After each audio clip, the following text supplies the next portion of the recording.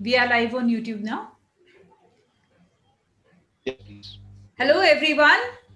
RSMDACC Dharampet Arts and Commerce College welcomes you all to this certificate course in creative writing. Today, we have a very illustrious, zealous and sagacious person amidst us, Mr. Vishwas Vaidya, who is a creative cocktail of engineering innovations powered by poetry and literature. Vishwas Vaidya is your friendly neighborhood poet who cherishes his engineering innovations, dotting journey of his life. Brought up in a middle class Pune neighborhood, he grew up as a math-loving child who hated language studies. After passing out M.Tech in control engineering from IIT Delhi, he was inspired to strengthen his language skills.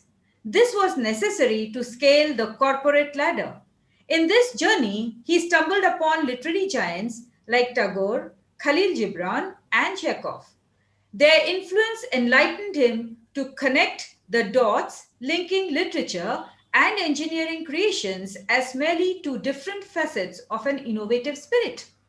Before he could realize, he too started composing poetry in the same genre as his icon Tagore.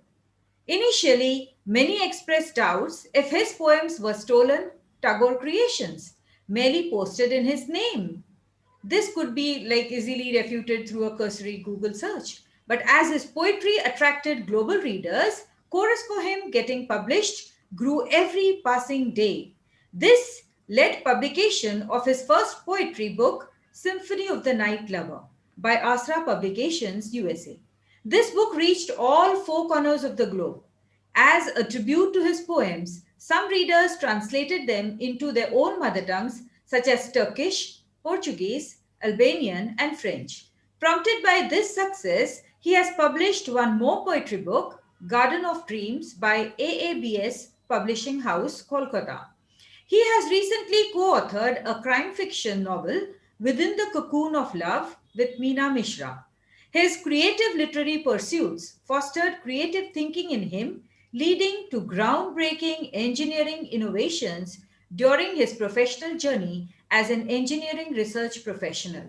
This was manifested through numerous international research papers, patent applications. One of his engineering articles is translated into German. So, yes, we indeed are fortunate to have such a dignified personality amidst us here today, sir. We welcome you. Sir, and yes, to know you more closely, yes, let us have an interaction with Mr. Vishwas Vaidya. Yes. Sure. Sir, you say you were a math-loving child who hated languages. Then how come you are so creative? And when did you fall in love with languages? Yes, it's a very good question.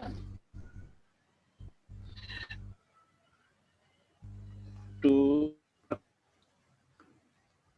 question on its head, many math lovers and engineering lovers are Huh? that if I am working in math and engineering, I am supremely creative.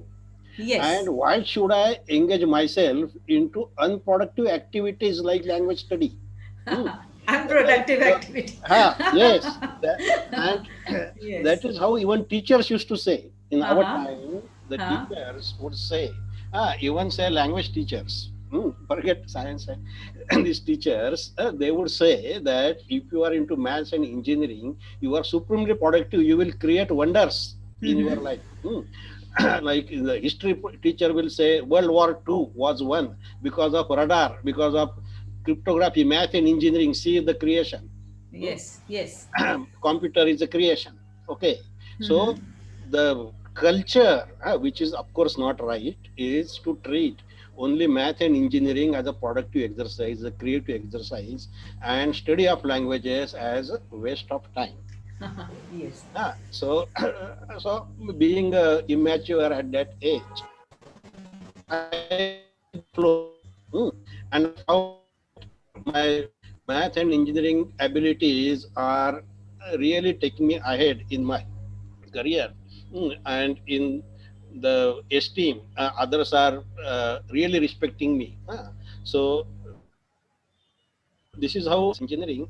Although I used to enjoy literature a lot, mm, I did not really enjoy study of language lesson shackled by some straight jacketed syllabus. So that was the only point. Otherwise, I was enjoying languages also. Okay, okay. But your education has been in Marathi medium. And after passing 10th, you moved to engineering studies. And you never formally studied English as a subject in college. Then why did you choose English as a medium of your literary work? Very good question. You are very right that the 10th standard and low level English. So when we passed 10, our English was really poor, Hmm, really poor. And as I went into engineering, and then we were exposed to people from industry also, the one thing we realized that unless your English is strong, you are not going to progress in the corporate world. That was one. And when we went into internship, then we said we have to uh, foster your language knowledge anyway, because language is something you use every minute, every second. Even you might Yes, be an engineer. See, in the past, if I count from morning I get up to now, how many times I have used maths? Answer is zero. How many times I have used language? Answer is almost every second, every minute I am using a word, and that yes, is the impact. Okay. Hmm. So when we realize that, we realize folly in our thinking that language is unproductive. Language is productive. And when I passed out, actually, there is a long story which other questions are there. And in corporate communication, it is making wonders in seeking clarity of my own thoughts, vocabulary, and the way of thinking. Definitely, language study makes a difference. Okay. So the language became business English anyway. Uh, Even though I'm Marathi medium and uh, in high-end engineering colleges, IIT, the ambience is all anglicized. So you end up anyway communicating in English. You also get again impacted by this anglicized atmosphere. And when I naturally started writing, since thinking was in English, because whole day you are into English speaking audience, global yes, audience, so yes. naturally the first expression became in English. And of course the Tagore also, I will say how the Tagore influenced me. Yes, yes. And when I started posting on social media my own creations, Mm-hmm. which were in English, but they were heavily influenced by Indian culture, Yes, yes. like say Bollywood song. Hmm. But I would package them so skillfully in English, so that would engage all the overseas audience immediately. Yes, And that yes. is the reason why Tagore is so much popular. In the sense, if you try posting any Tagore poem without writing Tagore name, Uh-huh. there will be hundreds of comments. Of course, for those who know English, you do same thing for any other poet. Don't write its name. You won't get similar response, and that is what actually intrigued me. What Yes, is the yes. magic Tagore is having, and Tagore had also won me with magic. And see, there are many Bollywood songs which earlier I converted into English poems, like Oh. "O Mary Zohra Zabi." Uh-huh. There is a poetry, young at heart. So that was liked by audience, the overseas audience, of course. My Uh-huh. most of the audience was overseas so much. One of the lady principal of US school printed that poem and fitted at her gate with my name. Oh, oh. Because she wanted me to gift a poem to her on a Wow. school Acha. anniversary I get. So then Okay, I okay. that I am a cocktail.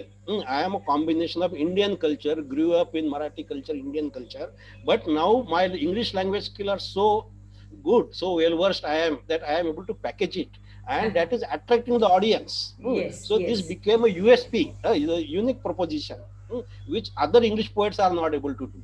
Oh, Hmm. right, And other right, Marathi culture, Hindi culture, they are not as well versed in English. They are not able to do. So I said, right, why right. not advance my own USP? So this is the answer. Yes. Wow. So this is how Eh, I. yes, yes. And how important are language skills for an engineer or for that matter for any professional? Can you think of a situation where just your engineering knowledge was not enough? Your language skills proved to be important. Can you cite any example where? Yes, yes, yes, definitely. Answer is every minute. Okay. Answer is in your engineering career. Mm-hmm. Every minute, Huh. your language skill is important, Mm-hmm. because as I told you, I delivered a lecture to Mumbai English community meet. Mm-hmm. Language skill should be fostered for engineering and science student. That was the topic. Hmm. So I said, when you start your day, you have a morning meeting. Again, English comes where you have to motivate the entire workforce for today's agenda. Then people will come up with various complaints, various challenges. Again, you use only language. Then you have to minute that meeting. Then you have to negotiate something. So where engineering comes here? Yes. It is only language. Every minute language only is helping you out. Of course, unless you know engineering, you will not package that in the language. That way engineering is important. Yes. But Yes. without a language, a person, I have seen the difference in careers of those who have mastered the language and those who have not. And Definitely. generally speaking, the higher qualified engineers end up necessarily improving their English a lot. Otherwise, they cannot survive in the corporate world. Yes, yes, So very that true. is the answer. Yes, yes. But to be creative means to be in love with life. And energy is the key to creativity. Energy is the key to life. You are a multifaceted personality. So, obviously, in love with life. So, what are your hobbies and your leisure pursuits? Yes, very good question again. See, uh, I will answer your question about hobby and this thing and come back to your first statement of to be Love creative, right? yes, yes, So that yes. I have a comment on that. But anyway, my hobbies is anyway the literature and engineering maths are the major activities I am engaged. But really, I am on a self-pursuit. Hmm. That is the real hobby. I discover daily myself. Hmm. And Yes. I also like to travel, explore cultures. Okay. So that is why I typed there that this viewing of a plot I am comparing Yes. to a three-course restaurant French meal. Because when I went to Paris, I have roamed each and every street of Paris. I went to Venice. I have roamed each and every street of Venice. Oh, So many cities like that to explore the culture. So yes, I want to yes. explore life, explore culture. That is where it is. And to be creative, if you want to refer to Plato Symposium, Plato's dramatic monologue Symposium, which is also discussed in my PPT. So he says, to be creative is not just life, it is death also. Why? Yes. To be creative is there is a uh, urge, an insatiable urge in our minds to stay immortal, to fear death and stay immortal. How can I stay immortal? I know I will be dying, but can I not leave a lasting immortal legacy behind me? So Yes, that is what yes. is creativity. By Beautiful. creativity, I am replicating my immortal self as far as Yes. possible so that it will outlast me. It will Mhm. outlast me and it will be there as my own legacy. Like Tagore is living, the Tagore posthumously taught me all the poetry, whatever people have Yes, appreciated. yes, So then yes, I really yes. say, so it is not just life, it is death, really. If death was not there, I don't think we would be so much of creative. And so that is the answer to your question. Very true, very true. But do you agree that creativity comes from a conflict of ideas? Do you think that when there is a Yes, conflict of ideas, something there is a lot of creativity then? you are very correct. And the first conflict I mentioned just now is between life and death. Yeah, Hmm. yes, And if you again quote Chekhov, my favorite author, he says that to be unsatisfied with oneself is yes, the fundamental hallmark of any talent. So you are yes, conflicting with yourself always. Hmm. And that conflict of anyway life and death is powering every single exercise. of Yes. myself, to Yes. be productive, to be creative. Yes, that is the answer. Definitely. Okay. But do you think that incidents in life shape one's personality? And can you share some of the incidents in your life which have had a great impact on your personality? Yes, so much, so much. And next time when somebody asks me this question, Huh? I will be relating this particular interview also. Acha, okay. Hmm? But let me Your just. connectivity is not stable, I think. Huh? Some in between, I was. you lose connectivity. Yeah. Huh. Yes, sir. Oh, ho, ho. Huh. Yes, sir. See, let me go back to my student days. Um, I was very happy, hmm, to enter IIT, and that too with a favorite book author, favorite textbook author. Okay. And the moment I joined, he declared he is writing a new book. Hmm. And he's looking for co-authors, student co-authors. Oh, Co-authors means co-authoring only the case study, not the entire okay. thing. Co-authoring, and he made a challenge.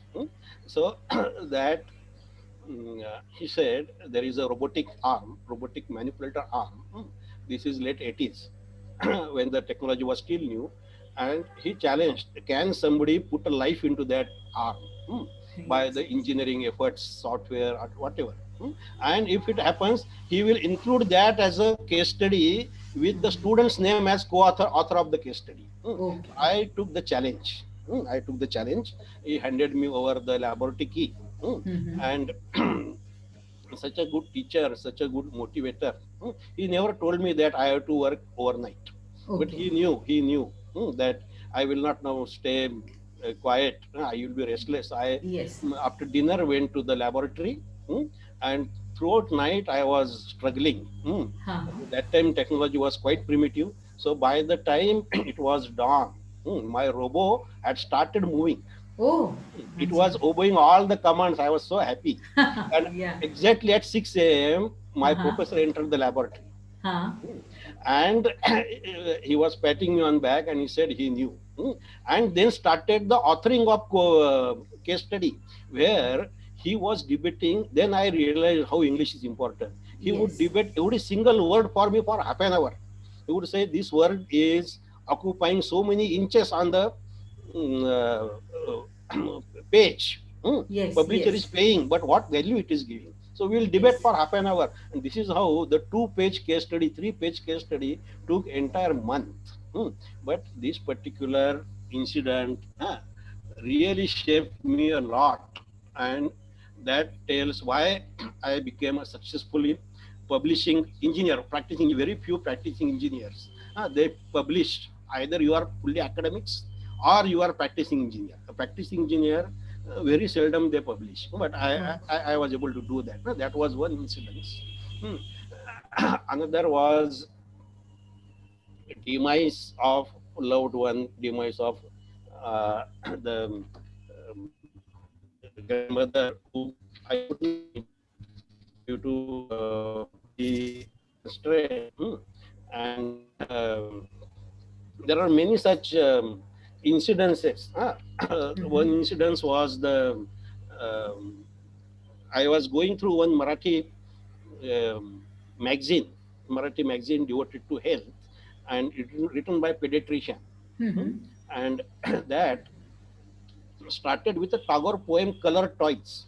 Hmm. Okay. Huh. So that poem so unexpectedly hit me. Hmm. That is there included in our presentation. That I said, why anybody did not teach me like this? That poetry can be so beautiful, literature can be so beautiful, and all the time we have been calling it unproductive. So, like a ghost, it haunted me day and night. And I was reading last next 10 years everything written by Tagore under the sun. Hmm. Yeah. Yeah. And that has given birth to the poet and literature to me. So this is how I have done. And also I was, some of the incidences when I was working in Department of Atomic Energy, TIFR, uh, in the midst of hardcore scientists. Then S. Chandrasekhar, who is Nobel laureate, he had delivered a lecture on mathematics and painting together. The Claude Oh, Monet's painting with mathematics. Then again, I understood how one has to connect dots between art and science, mathematics. So there are so many incidences. I was lucky to be exposed to great personalities in my formative years. Hmm? And that is what I think is whatever success I would have done, I owe it to that. So it does shape. There are many incidences. okay. And sir, like you say that you've been inspired by Rabindranath Tagore, and in this interview also you have talked many things about Rabindranath Tagore. But what is that most important thing which you like about Tagore? See, when it comes to poetry, you ask many people who are not really into poetry, hmm, and you give them any poem, let him be even a Nobel laureate. hmm, Within 2 lines, the poem is thrown away by the person who Because is they not don't into poetry. understand. They Yeah. don't understand. They are not into poetry. Hmm. But there are some pieces of art, like you say, shairi, Urdu shairi, where even a porter on the street, labor on the street, He will will also really love enjoy it. it. Yes, He yes. will enjoy. That is true. The same thing is Tagore. Tagore is the same caliber. Hmm. Anybody who is not into poetry, He will but he knows understand. English, of course, Uh-huh. because English or Bengali, not just understand, he steals his breath away. It is not just understanding. The person who reads Tagore, even if you are not into poetry, your breath is stolen. You should understand English or Bengali, whatever it is. Yes, So yes. that is a caliber. If you know the Yeats, you of course you are the the Yeats story you may be knowing, but for the audience, that Tagore happened to be a co-traveler of Yeats. Luckily, how he won the Nobel laureate in a ship in ocean liner going from India to England. Hmm. Yes. And there both of them started talking. He says, I am also poet, but I do it in Bengali. But let me translate into English. Tagore was also homeschooled. He never went into formal education. And that is what is Gitanjali. So Yes, yes. when Yeats read Gitanjali, of course, if it can steal breath of a common person, definitely Yeats was floored. And he wrote back home, saying that Auden, Eliot, and me, all we put three together, Tagore is taller than all three of us. Hmm. So that is a caliber. Okay, that is a caliber of his poetry. That within 2 lines, every 2 lines you need to steal. That is the secret I found. That if you want to be a successful poet, by successful poet, you should be engaging a person on the street, not just anybody. So Right. then Very right. every 2 lines, you must be making some miracle. Yes. Every 2 lines, there has to be some twist, and then only the poetry reader, a lay poetry reader, will go to the last. Yes. So connecting with the common man. You have to connect Connecting with with the the common man, Yes. and so Yes. Very nice. Very true. And let us talk about Symphony of the Night Flower, which was a huge success and was established. And this, I think, has established you as a writer. But yes, what is the significance of this title, Symphony of the Night Flower? What there is the is significance of the title, there is Night an Flower? yes, definitely there is an interesting story Uh-huh. behind Symphony of Night Flower title also, because when these overseas crowd started gathering around my poetry on Huh. social media, they were Huh. asking me to get published Okay. every day. But then I said, if I am worth getting published, I was anyway published as engineer long back. But then let publisher come to me. I am not going to go to any publisher, and if he's not going to come to me, then I am not worth getting published. Why should I bother? Right, So right. in one of the poetry groups, I had posted a poem whose title was "Softly Singing Tear." Mm-hmm. So this is a kind of language which used to attract the crowd, because generally tear singing we have in Indian languages, but I have not seen much in English. Yes. Hmm. So that immediately attracted one publisher, that is Pam Sindhu, Pam Sandhu, Irish woman married to Punjabi, staying in California. Okay, Okay. and she immediately wrote. dashed out a contract to me, publishing contract, saying Great. that, Wow. yes, saying that she was trying to get an anthology of Indian people. But after reading this one poem, she wants to dedicate the entire book only to me. Wow. Hmm. Great. Mhm. Then I said the title of the book should be Softly Singing Tear, because this is the poetry which brought me the publisher. But then the kind of cover art which this Mhm. title poem resulted was not very attractive. Uh, They had shown a heart and blood was flowing all across. yes. So Yes. my Yes. people at home said, "You get some poetry with a flower name." So Yes. I was the early poems are related to Bollywood. So there is a Huh. song called Rajani Gandha. Oh. Oh. Huh. That Rajnigandha song I had packaged. Of course, the poem is different, but I take a theme, a symphony of night flower. Right. Right. And Okay. then I said, if flower you want, this symphony of night flower is a great name. Oh. And Oh. that let that be my title poem. So Hmm. this is how the symphony of night flower. Hmm. Um, Even I was curious to know about it. See, yes, yes. because see, I was like thinking what this night flower is. Yes, it did not strike that it can be Rajnigandha. Yes, So that is beautiful, how I package beautiful. that in English in such a effortless way, people don't suspect. Yes, yes, And of beautiful, course, beautiful. it is an independent poem. It has only the Yes. theme is from Bollywood, but otherwise Okay. it is independent. Huh. Very nice. But sir, majority of your readership is from US and Canada. But what do you think attracts this crowd to your poetry? Just now you said ki Yes. you package it in such a way, and it is mostly Bollywood. You take something from the Bollywood, but you feel that those lyrics from the Bollywood, they are the main reason for which No, they like your poems. no. See, Bollywood was the early poetry, but by Bollywood, ah, I don't really mean Bollywood as such, but the Indian culture, hmm, Indian culture. where you have language of eyes, you have language of smell, color. So our food, our life is full of color, full of smells, Yes, and that is what can power our poetry. Okay. definitely. And so that is how my first interviewer, who was also a Polish engineer lady, Mhm. she interviewed me when after this Symphony of Night Flower, and is saying the same thing, that she was not really into poetry after leaving college. And Okay. first time when he read my poem on this thing, she found that it is quite different from what they are used to read. So that is where Tagore had impacted me. Yes, That how yes. should you make a start? How the start should engage? How you should gratify various senses of the reader? How can I make an unpredictable twist? Okay.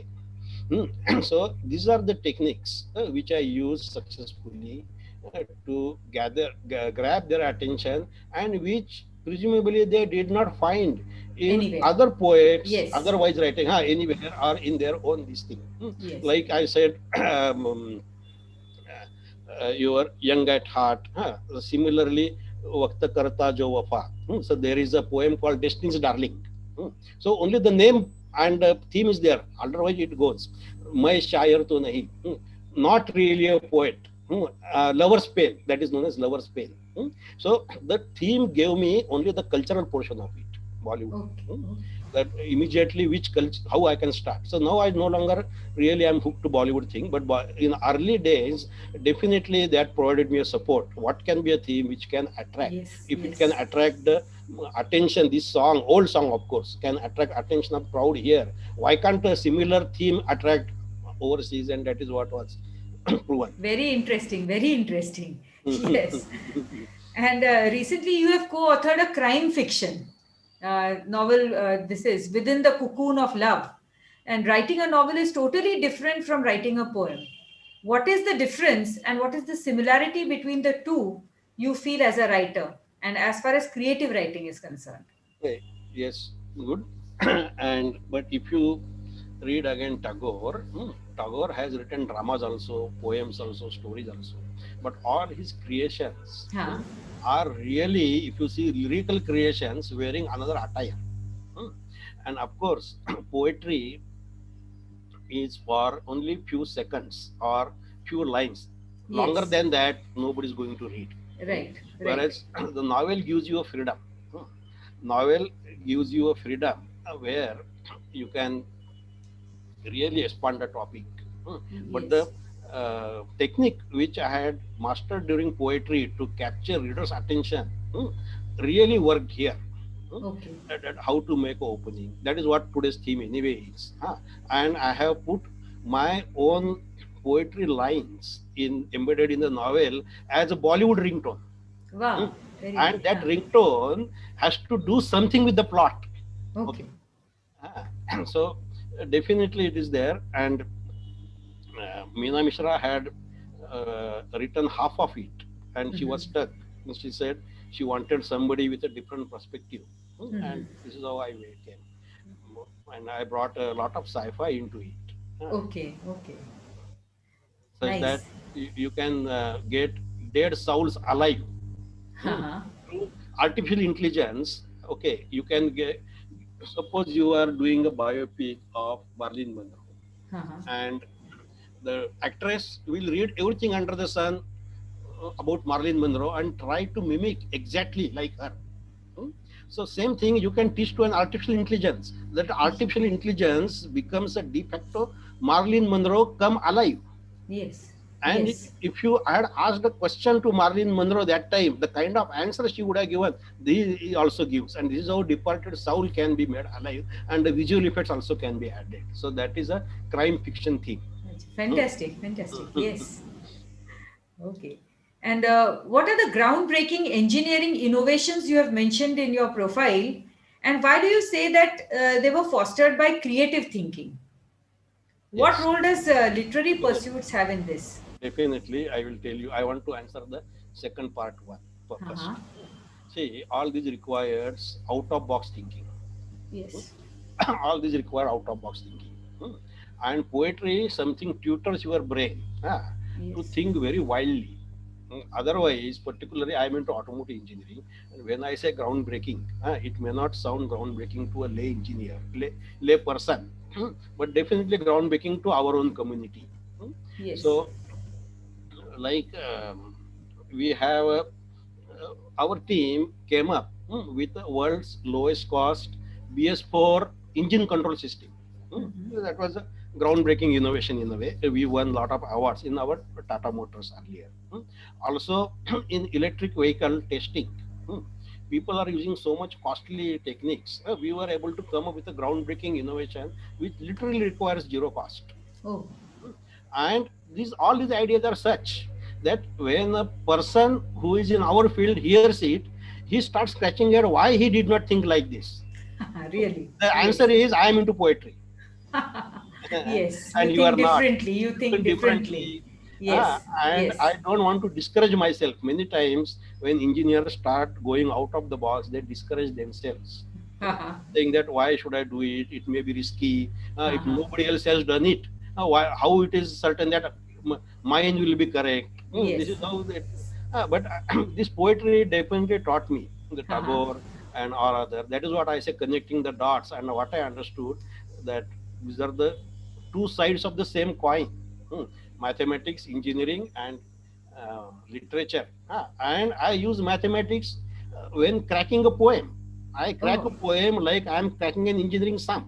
Okay. The solution Okay. of my sum is Uh-huh. how can I capture reader's heart?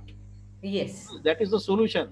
To Yes. have that solution, the way I solve engineering sum, Mm-hmm. I solve a poetry. And Oh. if I do that, the computer can make a poetry. You can write Okay. algorithm like Oh, okay. that. Have you used some engineering words or maybe whatever the instruments or the tools you use for engineering? Have you used all those things in your poems somewhere? No, Something because related to engineering? mm, not really, because I wanted that to be accessible to larger audience. Okay. Mm-hmm. So that is why I refrain. But definitely in the novel there are many terms where I can explain also what it means. Yes. Yes. But in early the Symphony of Night Flower, there is a poem regarding my dual personality, poetry and Okay. engineering. So there some terms You are have there. used. But Okay. otherwise, when I come up with any word, I first evaluate will it have wider appeal. Very nice. Very nice. Yes. Otherwise, I don't put it. Yes. So Yes. that is how. Oh, very nice. Yes.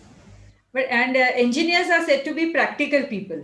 They think from their heads, whereas creative writing, it appeals to the heart, isn't it? Imaginations are the forte of the heart. Do you think from your head or do you think from your heart? This is also a very good question. And the answer is you have to have a judicious mix of both, depending on the Yes. situation. So both emotions and brain are mind and heart. They are your tools. And like a skilled engineer, skilled craftsman, you should know which tool in which Yes. situation you should be using. So that is what a video which I will be posting afterwards about an engineer arguing about his innovation in a courtroom. Hmm? People are saying you have made this intermittent wiper. We have an intermittent wiper in the car, no? Oh, yes. Delay. There is a Yes, yes. Hollywood movie called Flash of Genius. This is a Haha. real life story which I teach every of my automotive electronic class number 1 only. So there, the this was against a company, Ford company, and the Ford company has also hired an engineering expert who tries to disprove. Now this is the situation: will you use heart or will you use emotion? So this is how I want to answer your question. So Oh, that in that video, the or video means this is a movie only. oh, The yes. company expert who is refuting his claim of the inventor's claim says that all these pieces were known. You only put them together. Okay. So he's using his brain, but he's not using emotion. Whereas, yes, you put in together, but it has become a new child, which is the emotional part of it, and that is how he brings in the courtroom the Tale of Two Cities by Charles Dickens, and he Yes. asks everybody, even to the customer, it was the best of time, it was the worst of time. Sentence number one, you say it. Is this word invented by Dickens? No. Is no. The whole sentence. The people get impatient. He says, like Dickens did not invent any word, still you say this is a new book. Similarly, this is my new thing. So he has used a judicious combination of emotion because Dickens' writing has an emotional appeal everywhere and it immediately proved his point. But he combined his brain also with that. So every situation is like an enemy, and how you win that enemy by which is using which tool. It is like you are in a boxing ring, and Yes. you find out what is the weakness of your enemy. That is what I tell my teacher, students, and engineers, that you want to win a situation, first study the weakness of the situation. And the moment you know the emotion will win that weakness, you use emotion. Moment you know brain will use it, so you have to use a judicious mix, and that is why you should be well versed with poetry also, literature also, and engineering also. That is Yes. the answer. Thank you so much, Mr. Hmm. Vishwas. And Yes. actually, the students must have connected with you, because the students also want to know how to write a poem and whether they would be able to write a poem. But they look, okay, sir is also from Marathi medium and he Hmm. has written poetry. So, Yes. they immediately must have connected with you, Yes. Yes. Yes. And whatever you said that I like Tagore because, I could understand Tagore, and Hmm. all these things must have really connected, and definitely the students must have enjoyed, and if you show them your poems, they would really love your poems. So we can give Definitely. them, send them the links, and I will we send can, them the links, yes, and we can sometimes share. I don't mind visiting your college to Ah, have my definitely you can program. come. Yes, yes. And Definitely. thank you very much. And today, and then we'll move ahead with your presentation on how to Okay. weave a plot. Yes. So I will Share your, yes, you can share my share your screen. screen. Yes, yes, yes. I think screen is visible, correct? Yes, No. now it's so visible. Yes. Okay. You have to put it So on the slideshow. now it is. Yes, yes. So see, weaving a plot, adding a dash of drama, and that is a secret of whatever literature which has stolen my heart, be it Chekhov, be it Khalil Gibran, be it Tagore. And Yes. when I said a computer can also produce a literature of the same quality, like Mhm. computer can play a chess also. So similarly, if these are the kind of techniques, if you are able to master and train yourself, and of course, then you will be able to train a computer also. You will be able to win the heart of audience. Yes. And this is the famous Three Sisters drama. Huh. If people are, I'm not sure how many of are familiar with Chekhov, but this is the number one masterpiece masterpiece of Chekhov and do go through it. And that's why I made a cover of it. Yes. And students are there, no? So I will be also asking them questions, some questions, so they can answer if immediately. So I will start with examples of literary pieces with a shade of dramatic appeal, which really appealed me. Anatomy of plot, connecting the dots, then further examples, and how all other um, benefits this skill can give you. So this particular session is designed such a way with a lot of practical inputs it will give you. Theory you can find on Google, which I have registered the temptation to include, because that is something you can also find. So whereas what motivated me, what shaped me, what I learned from all the giants, so that is what I try to put it. And I always tell others that you have to read 1,000 books before you write your one. Yes. And so that is where first you should develop yourself as a reader. You should develop yourself as a reader. How you can really appreciate Tagore. Why do you think Tagore makes you, Tagore or Chekhov puts a repeat value to his work? Like a Bollywood movie, you would like to repeat over and over again. What is the magic these people are doing? So I am trying to this magic. Unravel this magic. So we will start with examples of literary creations. So let us start with Chekhov. And see, if you see this slide, it's a very hilarious slide in a way. And there is a question to the audience: guess the work of greatest dramatist on this slide. Answer is not Chekhov. What is so we just now talked about engineering, so it is science and engineering. If you see, Chekhov was a doctor. I think Somerset Maugham also was there, and Keat was also a medical student, to the best of my this thing. So what he said: medicine is my lawful wife. Medicine is my lawful wife, and literature is my mistress. That is how Chekhov used to say. Okay. Now let us see what happened in his own life. Chekhov, he succumbed to the consumption, that is TB, and his lawful wife could not rescue him from death. Then who rescued? His mistress. Who was mistress? Mistress was literature. His mistress has rendered him immortal ever since. Even today, Chekhov is alive on this slide. His love children, Seagull, Three Sisters, Lady with Dog. Just go through it. I'm not sure they are included in this thing syllabus, because these are really Russian ones, but translated in English in quite a competent manner. They enthrall us to this movement. Okay, but then punchline comes at the bottom. He married some 3-4 years just before his death, Olga Nipper. And she preserved his legacy by acting through his plays till her death in 1955.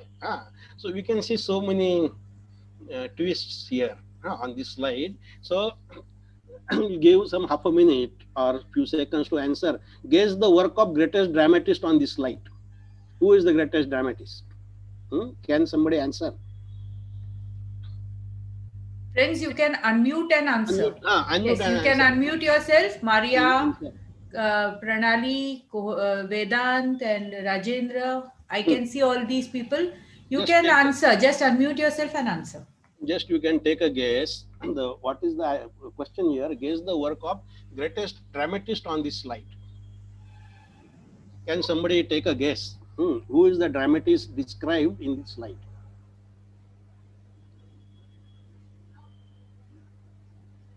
Anyway, I will answer. The answer is destiny. Answer is destiny. The destiny is a bigger dramatist.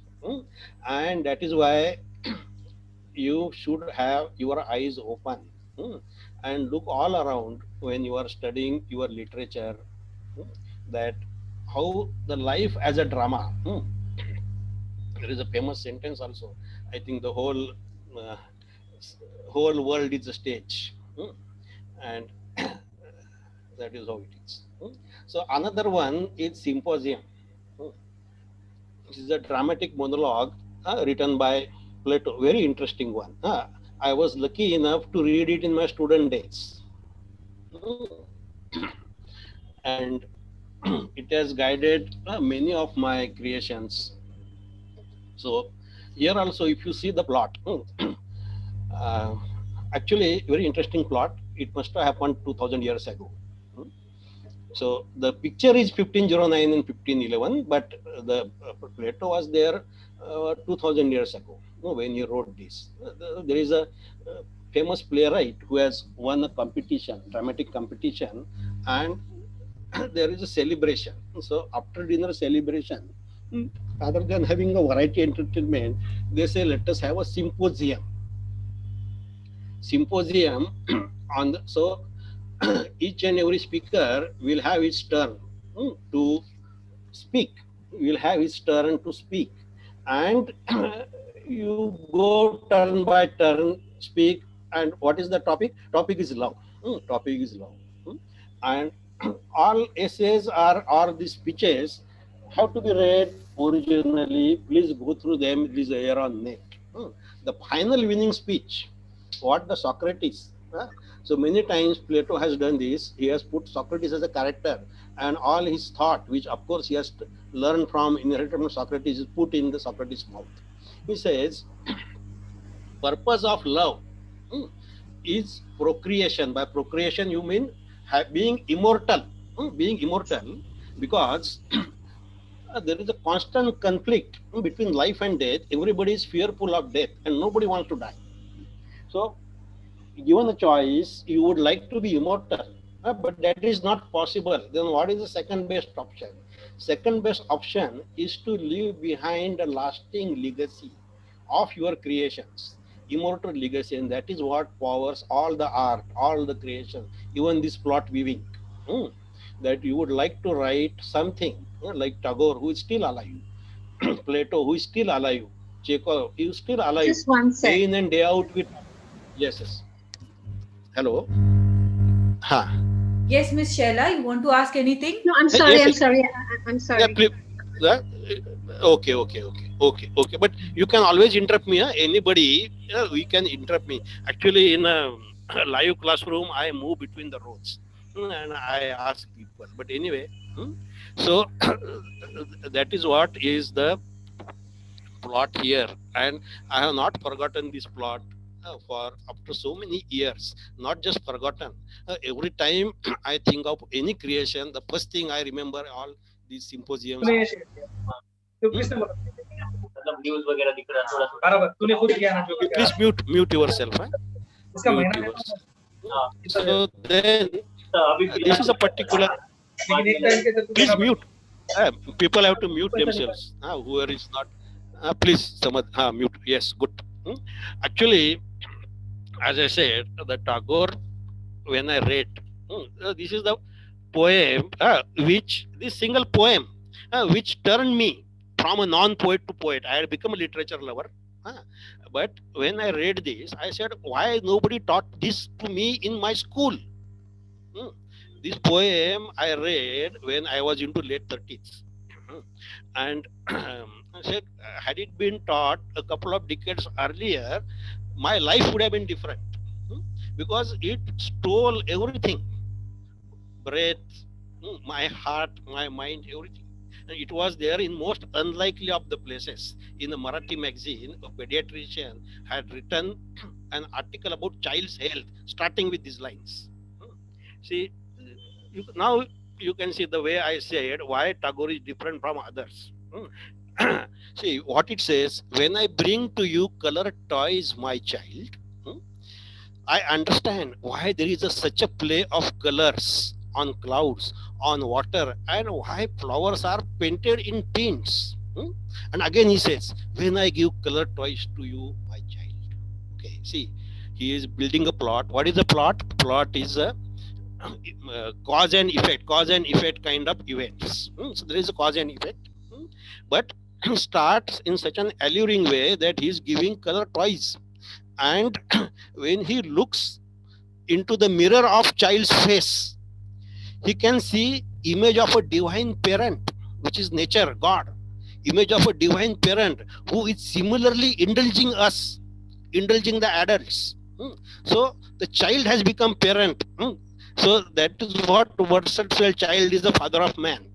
But in what attractive manner Tagore has put it. So you never forget this line. You would like to read this line in themselves at least 10 times. Why there is such a play of colors on clouds, on water, and why flowers are painted in tints. The reader starts wondering why. Immediately next line answer, when I give color toys to my child, because now I am a child and there is a divine parent who has sent this child on earth to teach me what the divine parent does and how the divine parent also gives me toys. So next, when I sing to make you dance, when I sing to make you dance, I truly know why there is music in leaves and why waves send their chorus of voices to the heart of the listening earth. See, the music and dance, how he has won, and he has taken care that every single line gratifies all your senses, and it haunts you. It haunts you deeply when I sing to make you dance. So same, the similar, see, the similar message packaged in another way. The one was color, another is music. But still, you don't feel it is repeated. You would like to enjoy the same thing in music. So now taste. When I bring sweet things to your greedy hands, I know why there is honey in the cup of flowers. Why there is honey in the cup of flowers, and why fruits are secretly filled with sweet juice. Again, there is a punchline. When I bring sweet things to your greedy hands. So again, you go back to the first line. When I kiss your face to make you smile, my darling, I surely understand what pleasure streams from the sky in the morning light, and what delight that that is which the summer breeze brings to my body. When I kiss to make you smile. So then again you go back, and I did at least that. I not only did that, I said I will be reading every single word which Tagore has written. And I experimented also by omitting Tagore's name. I used to post Tagore's different poems on social media, not even my name. Then somebody challenged me. This is after 10 years of reading Tagore. Somebody challenged me, why don't you write your own? I said, yes, I am taking the challenge. And the kind of poem I wrote, the Tagore has entered my blood. Of course, I don't claim anywhere 1% closer to him. But even that 1% was so precious. People started saying, now you are posting Tagore's poem and putting your own name. And that is how my audience started going. Of course, it was my original poem. And so we now dwell over the insights, the plot and dramatic appeal, how to make your creation attractive, engaging by making it plot based, adding a dash of drama to it. Dramatic appeal is a potent tool to engage readers' attention. Never forget that. Even the mundane subject, profound message can be woven as a plot of background drama. See, the same message, if you ask a lay person to write, he can write as mundane as possible by some invoking some spiritualism, God, creation, nature, but not in a as dramatic way as Tagore has driven. Packaging a slice of drama between tears and laughters of everyday events. That is what Tagore does. You have many times Tagore, in one eye you have tear, another eye you have laughter. One eye you have song, another eye is crying. So that is what, if you go through again, you will have this condition. Go through the other. Everyday events turns them into a nourishing recipe for readers' soul. It stimulates internal debate in the theater of readers' hearts and minds. Where will your plot really get enacted? It is not enacted on the pages which you are writing. It should get enacted in the heart of the audience, raising more questions than it answers. A lot of questions should start dancing inside the heart, and that is how the reader will again come back to your creation. It renders a repeat value to your creation, making the reader go over it again and again. Now this is a poem written by me. and tried to package a spiritual message again.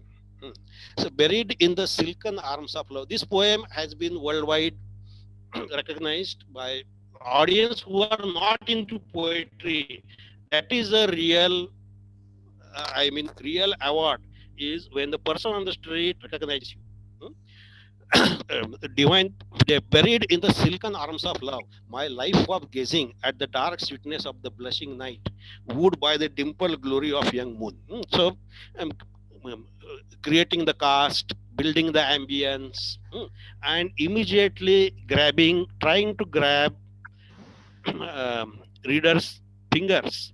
And with fingers, can you effortlessly pull your reader into your topic? That is what the first thing has to do. And the magic touch of your lips has turned my moments into golden raindrops of a sun-kissed August. Hmm. So that is what the conversation starts now, where you have already set the context, started the opened the plot, and you are thickening the plot. You are thickening the plot with a dialogue. So this is what my life whispered with love. What your dialogue, my life whispered with love. So what it says, the life again says, tell me, how can I ever pay back the golden debt of your lush green magic? So this is what we often feel. Many times we are grateful. We are grateful to our fortune. We are grateful to the nature, and we really bless everything all around us. And say, how can I pay back all this? That is a natural question. So pointing. So what the love tells me, pointing to the infinite glory of the musical night, love whispered, how can you ever pay back? Says, how can you ever pay back, and why should you also? When you, me, the night, and the moon, these are all the characters in this plot. All of these are all not only just debtors, but also sparkling dots, sparkling drops of teeny depths. All these are sparkling drops of teeny depths in the infinite ocean of the divine depth. This is the parting stroke. This is the parting stroke which would like to go to the first and again read it.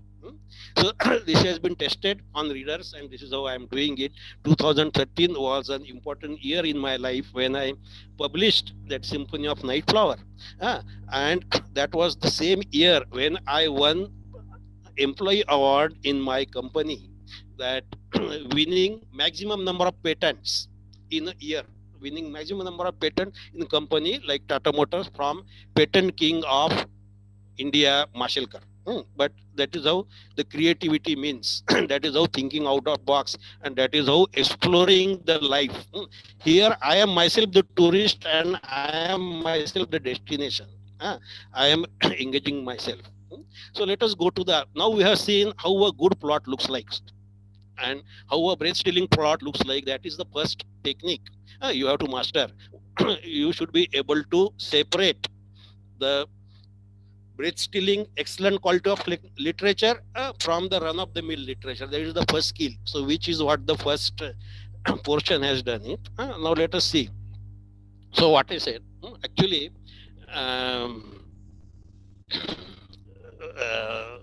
many of the travels I made, business, vacation, have impacted me a lot.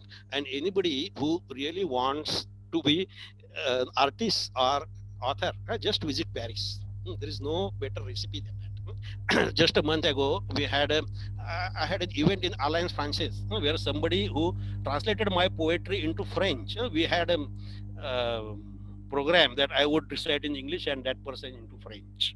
People really appreciated, and Paris definitely, apart from this, these destinations have affected me. So I generally compare viewing of a plot to a 3-course French dinner. This is a 3-course drama. You start with entrée. You start with entrée, which is starter, appetizer. It whets your appetite, luring you to the main course. This is so important. And a lay reader is a very tough customer of poetry or creation or literature. You are not able to engage the attention. He or she will throw away your creation. Okay. I have seen people doing that. Then actually they don't have a printed menu. They have a blackboard outside. On the blackboard the star of the day changes every day. That's why the blackboard they can write. They don't want to print. They say plat du jour, star dish of the day. And this is the kind of dishes which attracts major footfall to the restaurant. So once you go, you can again go back to this and find out what is entree, what is plat du jour, what is dessert. And dessert, the final piece of art, leaving a lasting taste in your mouth. You never really forget the dessert they serve it, and you would definitely come next day if you are there. Okay, so whet the appetite. Luring to the main course, get the reader intrigued with smells, colors, and steaming invitation. You now remember color toys, how he is doing it. Make her thirsty to know what is coming ahead. You immediately think what must be happening next. Build the ambience, drop subtle hints, introduce the cast. So that is how the first portion does. Now you have to pack your master punch. You already made the ground ambience. You already made the ground ambience. You have to pack a master punch in the main body. So it should really floor the reader out of her wits. This is the place you will be showcasing your art of imagery, witty dialogues, ushering in readers effortlessly holding her finger up to the climax till that. And this is where you have to draft and redraft. So all these techniques are there on the net. How you draft, how you redraft. I am telling you my own experience and how I myself did. So you have to really refine it every single time, and then you know the 10th iteration has really lived up to all these three. So dessert is sweeten the punch with a parting stroke. You may aim to steal your reader's breath with a surprising twist, raising a penetrating question, not necessarily answering it. Actually, all the Chekhov's dramas, all the Chekhov's stories don't answer any question. They only take you to a mundane life, otherwise mundane life, give you a snapshot, and leave you wondering why this has happened, why he has behaved this way, and then you again go back to the start of his work and again start reading it. It should leave a lasting, memorable taste on the reader's taste buds, adding to the repeat value of your creation. Let it stimulate a debate in theater of our readers' hearts, struggling to wrestle with questions.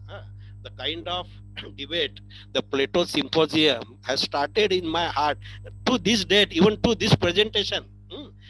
It has lasted, and I am again bringing it out. So my own novel, we talked. So I started my portion. So my portion also is a different what you call storyline itself, where we have a protagonist. We have a protagonist in the first half, written by another author, Meena Mishra. She is shown to be a college-going student, college-going girl, and she falls victim to the social media abuse. With her videos going viral, she learns a lot, but she luckily comes out of that and becomes a relationship consultant after a decade. So this is how I start. This is my starting. So how I started, I wanted to, of course, being a poet really helps. I wanted to grab audience attention, and I took 2 to 3 months at arriving at the plot itself. I said, unless the plot is satisfying, I am not penning a single word. So this is how it starts. It starts with a one-liner plunge. It says, bloom into my life with your rose-tinted smiles. Sighed Pratiksha, browsing her childhood photo album. The picture she was gazing at showed her as a toddler, merrily perched in the arms of her father. Both were lost into the waves of laughter, oblivious to the world around, bringing the nostalgic moment alive. The caption below the picture, penned by her father's poet, read, bloom into my life with your rose-tinted smiles, and turn my life into a carnival of colors. The merry monsoon breeze of Pasgani Hill Resort, smiling into her ears, could not agree more. So this is a line which echoes the sentiment, and you build up the all build up the ambience to bring everything alive. I could not get a perfect picture, but I myself remember when I held my own infant daughter, how it went. The lush green valley overlooking the resort was decked with myriad hues of blooming flowers. A distant waterfall was jumping along the treacherous slopes of mountain range, waving at the world around. So this is how I have woven a plot, brought it alive, made the reader curious. what what must be happening ahead? And actually, her father has disappeared a decade ago. That is how it unfolds. And this is the uh, who done it kind of a crime fiction story. So, what are the insightful takeaways? One is a catchy opening one-liner to hook the reader, like a movie camera.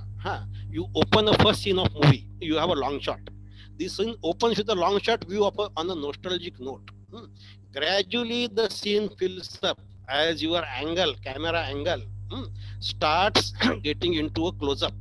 Gradually close up. You don't realize it. You see a good movie. This is how it starts. You start with a long shot, then you lose yourself in the plot, and you never realize that you have reached the close up. So that is how it should be. Scene fills up with childhood memory as she browses the album when a tender distant memory comes alive, floating on the distant waves of laughter.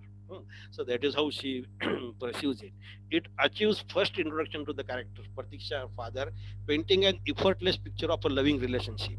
And resort ambience has to go along. You read all Chekhov's drama and stories. You will find all these ambience around, how he makes even the air talk. That is what I tried to do. Even air is monsoon breeze is smiling into her ear. It agrees to the mood of the scene. It further painted vividly, set to the tone of the chapter. So I want to jump. This is another plot. I want to jump quite ahead in the story, where she has she has been invited to a research conference on criminology and emotional intelligence, which is her forte, and she is going to present a paper. And she has stayed in Naples hotel. She has stayed in a Naples hotel, and before coming to this hotel, she has met one Italian engineer. She met one Italian engineer who is claiming that he is into artificial intelligence and he can make the departed soul alive. And he challenges her also, if she can come to his room, he can uh, he can get Marilyn Monroe to talk to her as departed soul coming alive. Of course, she has burnt her fingers earlier in the first half, not to accept such invitations, and she says, "No, I am not coming." Then she says, "Doesn't matter. I will see to it. Marilyn Monroe makes phone call to your hotel room." So the Pratiksha's, this is how the plot starts. That is the background. Pratiksha's hotel front desk executive was speaking in flawless English. In Italy, in Europe, the hotel staff is one crowd. They really speak flawless English because American tourists, others, they have to attract with impeccable accent. Please connect me.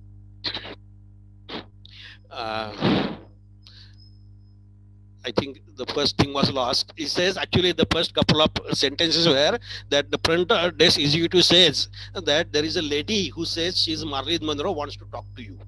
That line got deleted. Want to talk to you, that is the flawless English. And our protagonist says, please connect me. Pratiksha waited for a moment before the husky voice of Hollywood legend tickled her ears. Those who might not have listened to the voice, please listen. The acting, voice, sound modulation, diction, delivery, call all flawless as it comes to Marilyn Monroe. Hi, this is Marilyn. Hope you know me. So you must be kidding, ma'am. Yes, you are perfectly mimicking her voice, but everybody knows she expired long ago. Her father was a diehard Marilyn fan, and that is how she had watched Marilyn movies on DVD. As a teenage girl, she was bowled over by Marilyn's charm and delivery of dialogues. She has rounded accents. So, but I am speaking from the clouds, baby, as a soul from heavens. So this is actually an engineering marvel which is talking to you. So the cloud actually turns out to be cloud computing at the end. So there you go, another soul from clouds conversing with me. Because in whole this plot, many departed souls have been talking to her, including her father. Isn't that exciting? Marilyn could not suppress her giggle. Ma'am, it is more enlightening than exciting. By the way, I know you are in search of true love. Before your soul lapsed into clouds, did you find that at least now? So Marlene's life is like an open book, and then many lessons can be derived by everybody. And she, being a protagonist, being a relationship consultant, is quite curious. If she claims to Marilyn Monroe, why not get some wisdom out of her? So, baby, there is no such thing as true love, I believe. However, that is why my soul is wandering still, hunting for true love. She says she's like a ghost now. Hmm. Couldn't get it. Pratiksha was getting curious and convinced regarding the authenticity of Marlene's soul. The way the repartees are coming, the way conversation is going on, you really get convinced that this has to be Marilyn Monroe, nobody else, with every passing word exchange between them. So she says, ma'am, I am a behavioral consultant specializing in emotional intelligence. Would you mind sharing pearls of your wisdom regarding the true love and relationships? Now, this is a moment where you need to have a twist. Otherwise, reader is going to lose interest. So there is a twist. Baby, pearls are not my real friends. My best friend was from India, your country. Immediately, the readers, even whether out India or outside India, will sit up because we know Arthur Miller. So many people were there, which were into her life, but nobody Indian, anybody has heard. So you really, it gets your attention, makes you interested. Ma'am, you must be kidding. Celebrities like Arthur Miller romanced you, apart from others who belong to Western world. So what she says, they were just puppets in the hands of destiny. As we said, destiny is the greatest dramatist. So that is the same thing she is echoing. My best friend was the city of Baroda. So you start wondering who from Baroda really starred in the city. So was he seen in one of your movies? That's what you ask. Now comes the twist. Pratisha was wondering who could this Baroda man be. Yes, dear, there was a song devoted to likes of him. Then she, being a Marilyn Monroe fan, she immediately guessed. I guessed it. Diamonds are girls' best friends. So this is not a man; it is a diamond. And How to Marry a Millionaire, I think. So that is the movie where this is the song. There you are. I was lucky to wear a diamond belonging to erstwhile Maharaja of Baroda around my neck in that movie. So, mom, let's share one lesson I can carry. She's after her lesson. She persists. You to deliver to my clients to save them for so-called puppets of destiny. All these puppets of destiny, she asks. She says, I want to save my clients. So this is a real gem. Beware of honey trappers masquerading as lovers. Actually, the whole crime is woven in the novel around honey trapping. Interesting. And ma'am, how would you really tell them apart? So this is the Marilyn Monroe delivering wisdom. Honey trappers lure you into phony love for their own selfish end. Suck your life juices like a honeybee sucking honey out of a flower and desert you no sooner than they can hop onto other flowers, like a butterfly. Ma'am, then she comes back. Ma'am, my Italian friend, this as an engineer, I will definitely give you the insight behind this. Ma'am, my Italian friend Francisco, who is the engineer who has created this Marilyn Monroe, told me that you are resting in his room and I could see you alive if I come there. Yes, dear, he was right. But he also wanted to honey trap you in a worldwide romance by luring you with other miracles and whispering souls with me. So this is a victory of an engineer. This is a victory of an engineer that his own creation is so authentic. Like a victory of a teacher if student can defeat a teacher. Similarly, she is defeating her own creator by blaming, by telling a truth about him. So to that extent, she has become a truthful replica of a Marilyn Monroe. So I was right in refusing his, this is we are coming to the last now, refusing his invitation. Yes, dear, let me hand him over the phone. So he says, okay, you talk to him. You are right. So the Italian man is quite eager. So at least she will, our protagonist will say yes for coming to the room.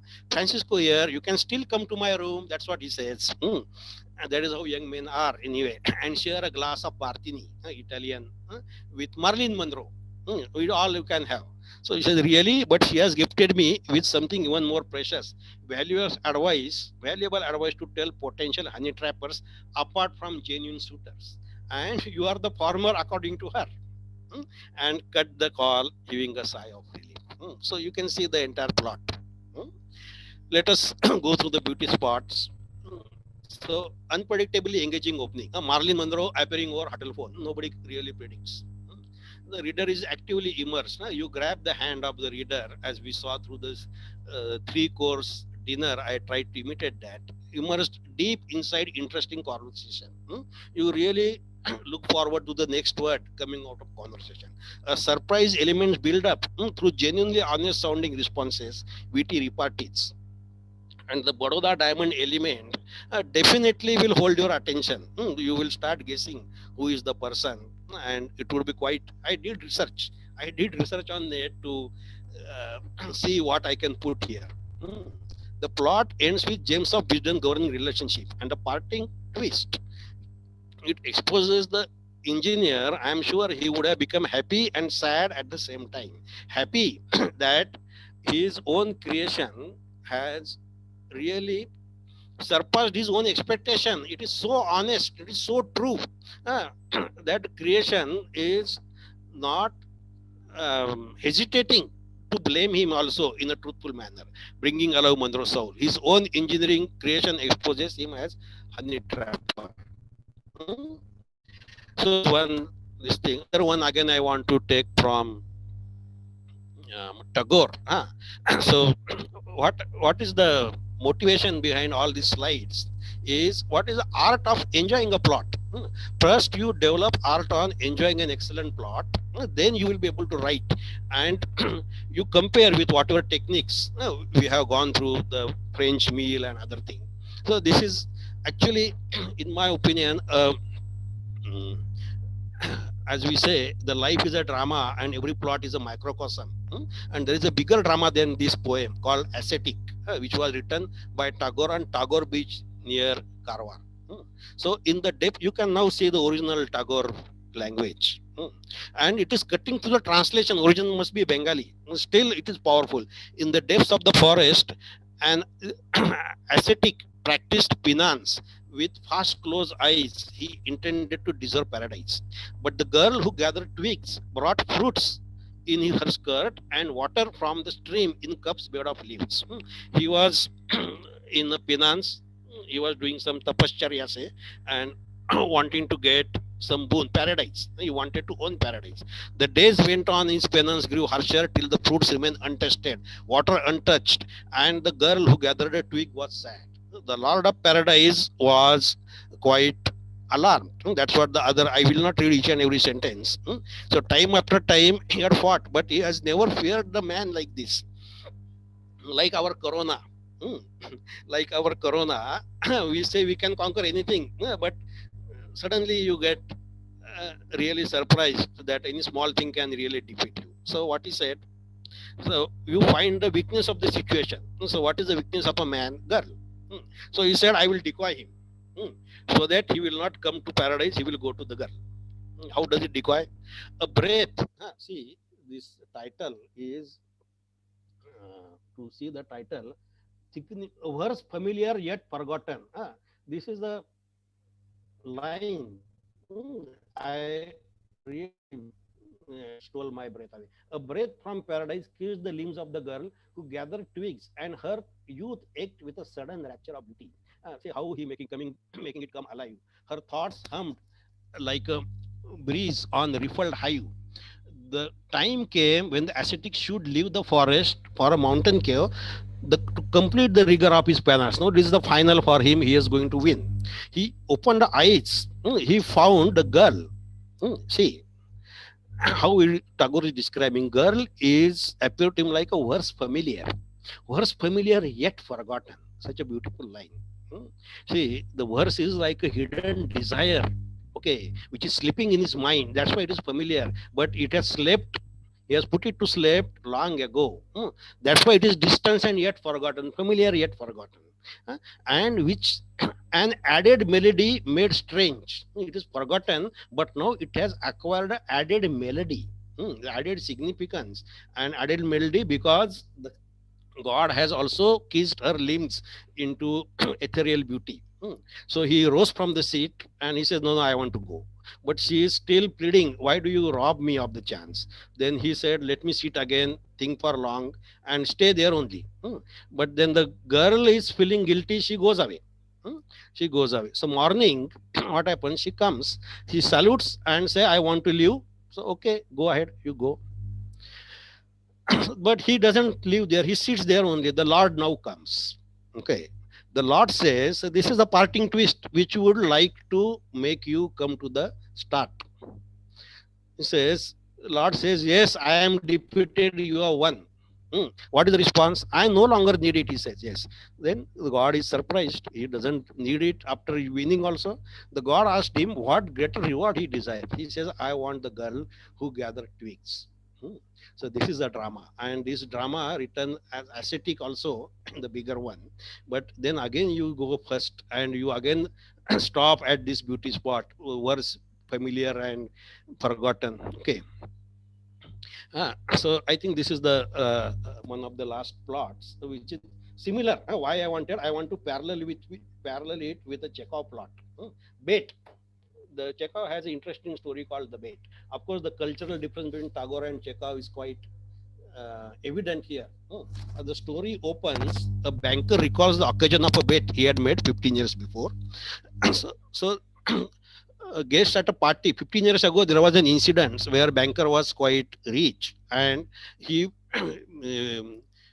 there was a feast party, and there was an argument in such party to digest the food. Whether life imprisonment is more human or the capital punishment. The young lawyer says, no, he will always choose life imprisonment. There is a debate, you should read that. So people are saying in life imprisonment, every day you are dying. So you are facing 1,000 deaths. He said, the lawyer said, I will have a bet. What is the bet? Say $2 million bet. The lawyer would stay in a prison for 15 years without any contact. But he can communicate, he can read whatever he wants, that will be given. And after 15 years, if he has survived, he will win the bet of $2 million. But after 15 years, what has happened is banker has lost all the property and he's worried how can he pay back, because he is still there. The lawyer is still there. But lawyer suffers from loneliness, but he acquires wisdom by reading all the books under the sun. You should read the original story. What kind of books he is reading, how he travels. Like our Corona, you are under house arrest, he is under arrest. But through books, he has traveled many times entire world and become very, very wise. He educates himself. But now 15 years are almost over, and the banker is really worried how we can pay back. So banker decides he can come and kill the man. Okay, you can come and kill the man, so he doesn't have to pay. So he is seeing banker comes to kill the lawyer, and he finds that he is greatly emaciated life, sleeping at a table. A note written by a lawyer reveals that he has chosen to abandon the bet, having learned that material goods are fleeting and the divine salvation is worth more than money. He has become so much erudite, so much enlightened, that he has realized futility of money. He says, I don't want no money. I have got something much better. And that is what I will have. Like the ascetic realize that the girl is worth much more than the paradise you are looking at. So that is the parallel I want to draw. Shocked and moved after reading note, banker kisses the lawyer on hand and returns the bet. When the banker wakes up later in the morning, watchdog tells that lawyer has purposely lost the bet by coming out few minutes early and crossing the thing. So you can see this is the plot where I think woven around a treasure hunt. So both of them are actually enjoyed like a fiction, crime fiction kind of movie where there is a whodunit. There is a treasure which is hidden treasure, and both the protagonists are after the hidden treasure. But the treasure hunt itself is so enriching that they themselves turn out to be a treasure. The hunter becomes his own treasure of wisdom, and he says that whatever I is hunting is not worth it. That is the parallel between the two.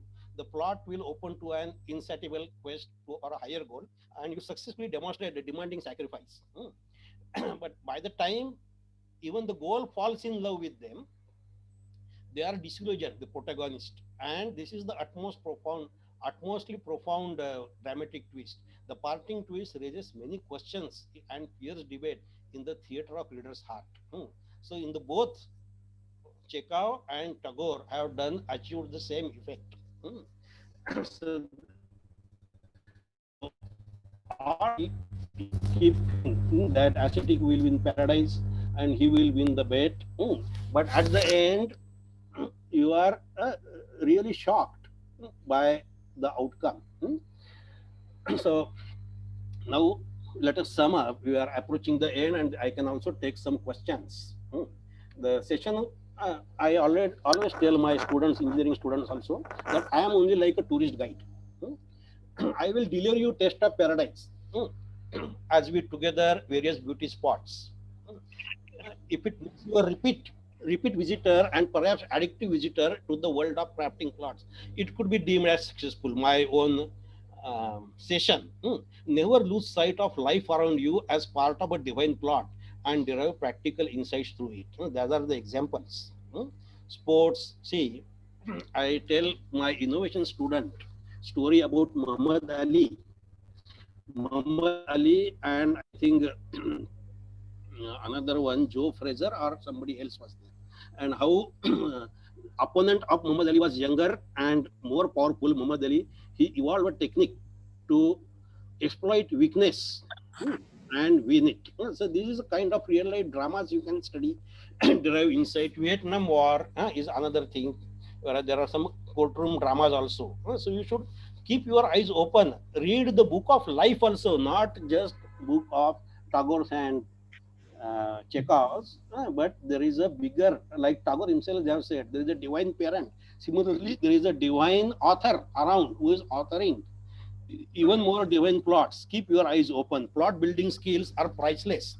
I have first-hand experience, business and corporate potential professional for resolving conflicts, team building, endeavors, mission critical assignments, etc. Which can be, this itself can be a separate topic, okay, for a corporate crowd. So I think this is where we end, and this is a YouTube video, a flash of genius. Taylor, okay, trailer is there, and you go through it on the video. There is a, I teach it to my engineering students because all of you use a simple device called intermittent wiper in your car where you can adjust the delay of between two wipes. There is a very interesting story plot which is a real life story. So this plot is only a trailer, a courtroom drama, how he wins the patent battle out of it. So any questions you have, you please ask me. 4 or 5 minutes are there. You please ask me. I will put this video on our WhatsApp.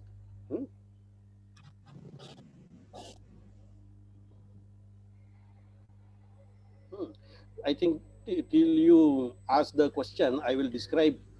Yes, friends, you can unmute yourself and ask questions. If you have any questions, you can just unmute and ask.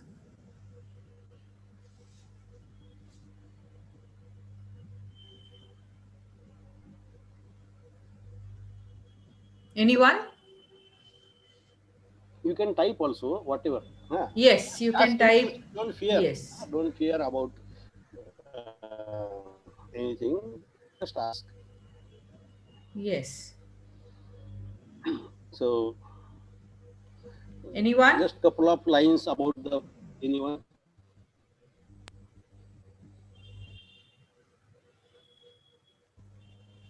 Yes, they may be on YouTube perhaps. I am checking the YouTube also. Yes.